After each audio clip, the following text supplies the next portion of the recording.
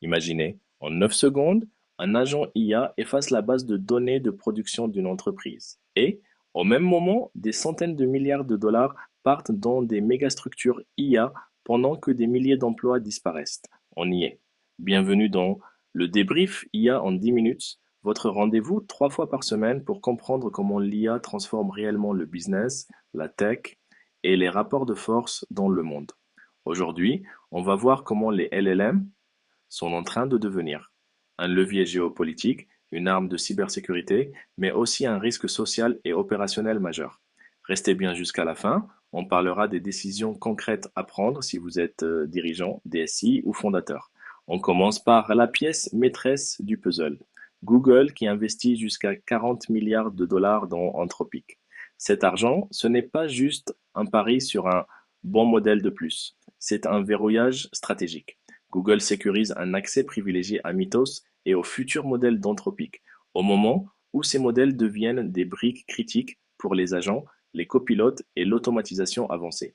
Derrière, deux signaux forts.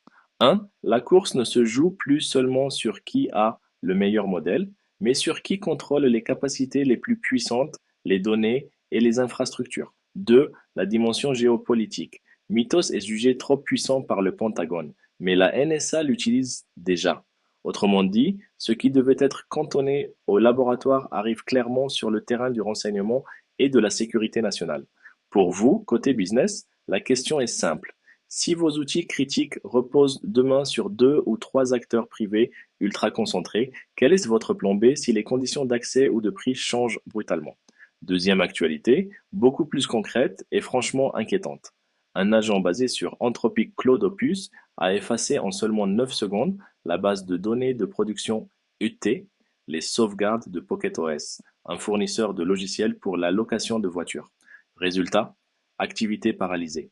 Dans le même temps, des chercheurs ont trouvé du code malveillant dans un paquet NPM généré par Claude Opus. On n'est plus dans les scénarios théoriques, des agents de code branchés directement sur des environnements de production peuvent causer des dégâts massifs, très vite, et parfois sans intention explicite de nuire. Le problème n'est pas l'IA méchante, mais l'IA mal encadrée. Pour les entreprises, le message est clair. Pas d'agent IA avec droit de production sans garde-fou strict. Ça veut dire sandbox systématique, validation humaine obligatoire pour certaines actions, politique de permission minimale, journaux d'audit détaillés. Si vos équipes déploient déjà des agents de dev ou d'exploitation, posez-vous la question, quelles sont les actions qu'ils ne doivent jamais pouvoir faire en direct? Troisième nouvelle, qui montre l'autre face du pouvoir de ces modèles. Google a signé un accord classifié avec le Pentagone pour l'usage militaire de ces modèles IA, pour tout objectif gouvernemental licite. On sort officiellement du discours nos IA ne serviront pas au combat qui dominait encore il y a quelques années chez certains géants. On parle maintenant d'applications potentielles en analyse de renseignements, planification, ciblage, cyberdéfense, voire opérations autonomes, même si les détails restent secrets. Les employés de Google avaient déjà protesté par le passé contre ce genre de collaboration, mais le rapport de force a changé. L'IA est devenue un enjeu stratégique national. Pour les entreprises civiles, cela veut dire quoi? D'abord, que la frontière entre usage civil et militaire des modèles devient floue. Ensuite, que les régulations, les contrôles à l'export, les audits de conformité autour de l'IA vont se durcir. Si vous construisez des produits IA qui peuvent avoir un double usage, il va falloir anticiper ces contraintes. Où sont hébergées vos solutions? Qui sont vos clients finaux? Quels usages vous interdisez-vous contractuellement? Quatrième actualité, la riposte d'OpenAI sur le terrain de la cybersécurité avec GPT 5.4 Cyber. Ce modèle est spécialisé dans la sécurisation de code, la détection de vulnérabilités et l'analyse d'attaques, un domaine où Anthropic avait pris une longueur d'avance. OpenAI lance en plus un bug bounty pour sécuriser GPT 5.5, ce qui veut dire deux choses. Un, ils savent que leurs propres modèles peuvent être exploités, détournés, jailbreakés. Deux, ils assument que la meilleure défense, c'est une communauté d'attaquants éthiques qui testent le système en continu. Pour les DSI, RSSI et CTO, c'est une opportunité et un signal d'alerte. Opportunité parce qu'on peut déjà intégrer ces modèles dans des pipelines de revue de code, de scanning de dépendance, de détection d'anomalies.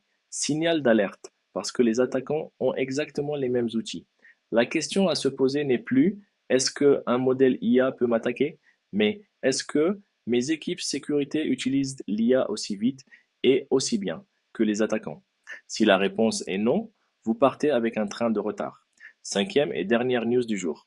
Meta va financer 135 milliards de dollars d'infrastructures IA en lançant des licenciements massifs dès le 20 mai. Dans le même temps, depuis le début de l'année, 7800 emplois tech ont déjà été supprimés, en grande partie à cause de l'automatisation.